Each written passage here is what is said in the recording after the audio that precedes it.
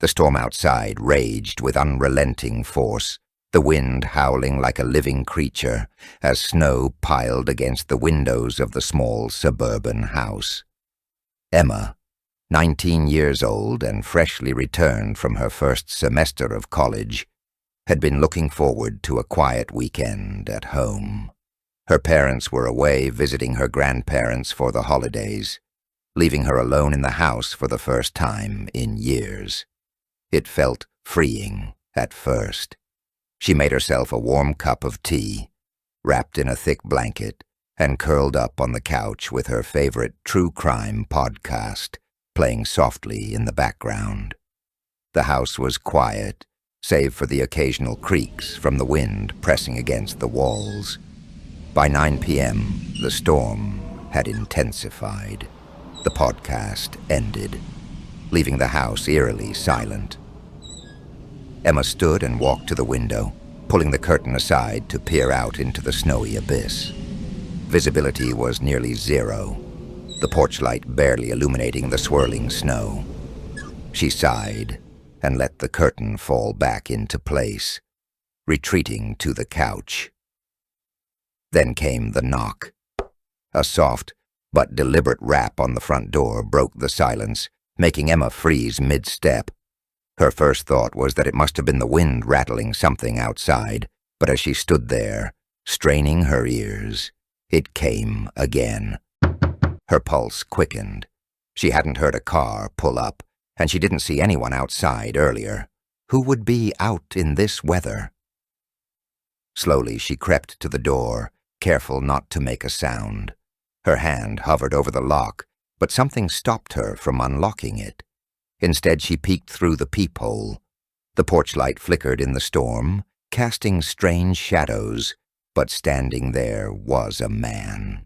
He was bundled in a thick coat and scarf, his face partially obscured, but his eyes glinted sharply, even through the peephole. "Hello?" Emma called out cautiously through the door. "Hey."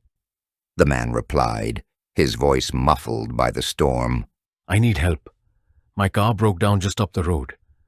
Can I come in and use your phone?" Emma hesitated. His tone was calm, but somehow unsettling. She didn't want to seem heartless, but every instinct told her not to open the door. "I'm sorry," she said, forcing her voice to stay steady. "I can't let anyone in, but I can call someone for you if you need help." There was a long pause. Then he chuckled softly, a sound that made her skin crawl. "No need for that. Just open the door. It's freezing out here." Her heart pounded. She backed away from the door, her phone clutched tightly in her hand. The man's tone shifted. "Open the door," he demanded, his voice now sharper, more forceful. He banged on the door with his fist, the sound echoing through the house. Emma turned and ran to the kitchen, dialing 911. The line crackled as the storm interfered with her signal, but she managed to get through. "There's a man at my door," she whispered, her voice shaking. "He won't leave." "Stay on the line," the operator assured her. "Officers are on their way." The pounding grew louder.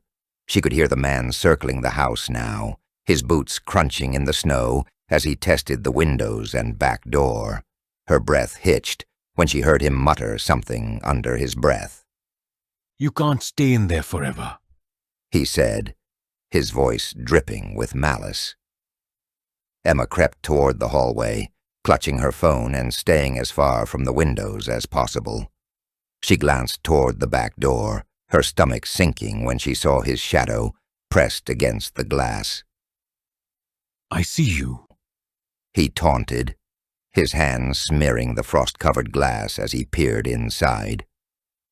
Tears stung her eyes as she whispered into the phone.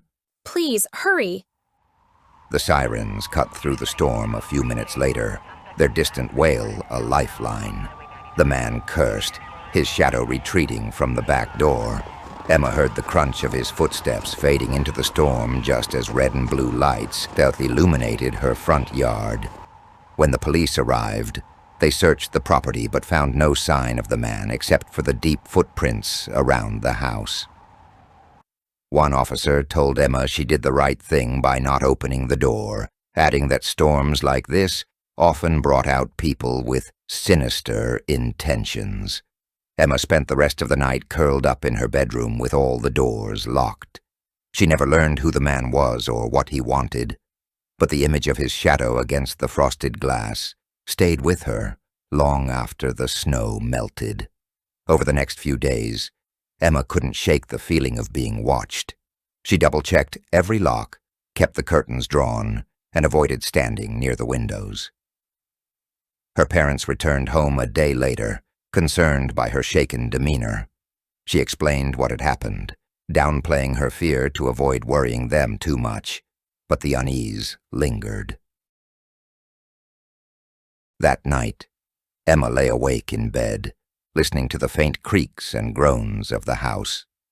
The storm had passed, leaving the world outside eerily silent. She stared at the ceiling, willing herself to sleep, but every small sound set her nerves on edge. Around 2 a.m., she heard it again, a noise outside. This time, it was softer, more deliberate, like someone lightly brushing against the side of the house. Her heart raced as she sat up, straining to hear. She told herself it could just be a tree branch or an animal, but deep down, she knew better. She slipped out of bed and tiptoed to the window, her breath catching as she peeked through the curtain. Nothing. The backyard was bathed in pale moonlight, the snow untouched since the police left. She exhaled shakily and turned away from the window. That's when she heard it. A faint, scratching sound. It was coming from the back door. Emma's pulse skyrocketed as she crept toward the kitchen, her feet silent on the hardwood floor. The scratching continued, rhythmic and deliberate, as if someone were testing the lock. She reached for her phone, dialing 911 once again. This is Emma. Someone's outside my house again. She whispered to the operator. Stay calm. The voice on the other end said. Officers are on their way. She stayed in the hallway, her eyes fixed on the back door. The scratching stopped, replaced by the faint sound of breathing.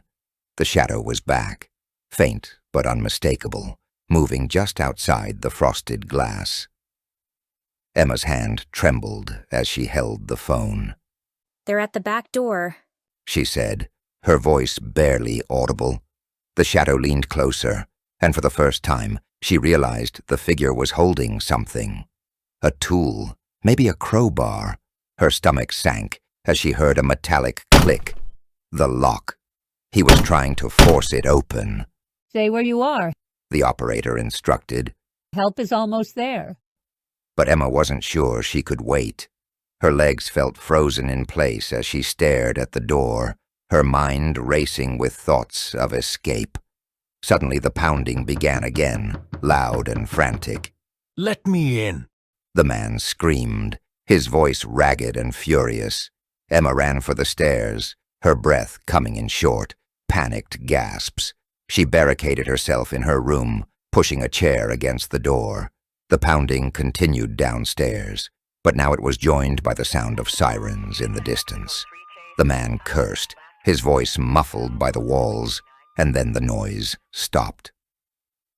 Emma clutched her phone, shaking, as she listened for any sign of him.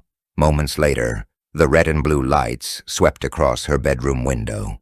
By the time the police entered the house, the man was gone again, his footprints disappearing into the snow. They assured her they would increase patrols in the area, but there was little they could do without identifying the intruder. For Emma, though, the terror didn't fade. The stranger's persistence haunted her, his final scream echoing in her mind. Let me in. Let me in. Let me in. Weeks passed, and the snow melted, but the feeling of being watched never left. She caught herself glancing over her shoulder, jumping at every unexpected sound. And then one day, she found it. A small envelope wedged under her front door, No name, no return address. With trembling hands, she opened it. Inside was a single piece of paper, folded neatly.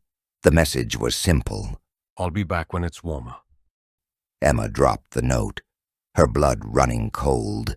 She looked around the empty house, every shadow suddenly feeling alive. The nightmare wasn't over. It was just beginning.